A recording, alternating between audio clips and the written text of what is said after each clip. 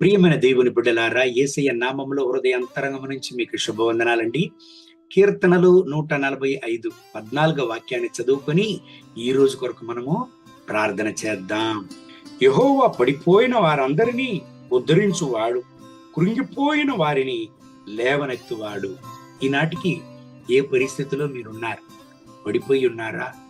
మీ జీవితంలో పడిపోయి, అయ్యో ఇంక మీదట నా యొక్క జీవితంలో నేను పడిపోయిన స్థితి నుంచి నేను లేవలేను, మానసికంగా పడిపోయి ఉన్నారా? ప్రియమైన దేవుని బిడ్డలారా, ఎటువంటి పరిస్థితులు మీరు ఉన్నారు? లూకా రాసిన సువార్త 19వ అధ్యాయాన్ని మనం చదివినట్లయితే జక్కయ్యను గురించి మనం చూస్తున్నాం. జక్కయ్యను అబ్రహాము కుమారుడని ప్రభువైన యేసయ్య సాక్ష్యం ఇస్తున్నాడు. కానీ జక్కయ్య కుటుంబంలో రక్షణను కోల్పోయాడు, సమాధానం లేకుండా ఉండినది. కానీ ప్రభువైన యేసయ్య వస్తున్నాడు అని వినినప్పుడు జక్కయ్య హృదయంలో ప్రభువైన యేసయ్యను చూడాలని వాంఛించాడు. జరిగినదేమండి? జక్కయ్య ఇంటికి ప్రభువైన యేసయ్య ప్రవేశించాడు. జక్కయ్య ఇంటికి రక్షణను ప్రభువైన యేసయ్య కలుగ చేశాడండి.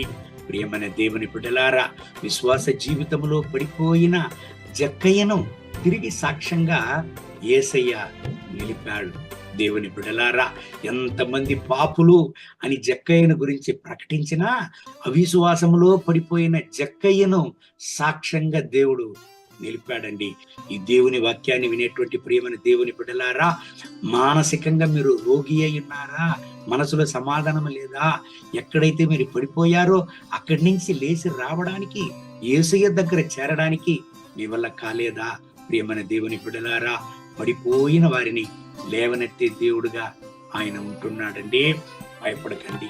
ఈ ఉదయకాలంలో చెప్తారా, దేవా నీ సన్నిధిలో నేను వస్తున్నాను, నన్ను ఆశీర్వదించు, నన్ను కాపాడు, నన్ను విడుదల చేయి నాయనా, మీ కొరకే సాక్ష్యంగా ఆశీర్వదింపబడిన దేవుని బిడ్డగా నన్ను నిలుపు నాయనా అని ప్రార్థన చేయగలవా?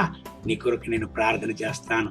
మహోన్నతమైన ప్రభువా, ఈ ఉదయకాల సమయంలో ఈ ప్రార్థనలు ఏకీభవించి నాతో ప్రార్థన చేసే ఈ ప్రియమైన సహోదర సహోదరి కొరకు ప్రార్థన చేస్తున్నాను.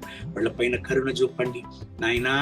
ఏ స్థలములో అయితే మీరు పడిపోయారో అదే స్థలములో సాక్ష్యంగా నిలపండి. జక్కయ్య ఇంటికి ప్రవేశించి జక్కయ్యను లేవనెత్తారే, జక్కయ్యను సాక్ష్యంగా నిలిపారే. ఈ ఉదయకాల సమయంలో ఈ ప్రియ సహోదరికి ఒక అద్భుతాన్ని చేయండి నాయనా. వీళ్ళను బాధించేటువంటి, వీళ్ళని వేదన పరిచేటువంటి మానసిక బాధలు, మానసిక పోరాటాల నుంచి వీళ్ళకు విడుదలనివ్వండి నాయన.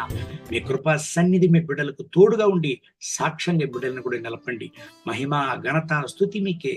యేసయ్య నామములో వేడుకుంటాము తండ్రి. ఆమేన్. ఆమేన్. May God bless you. Have a blessed day.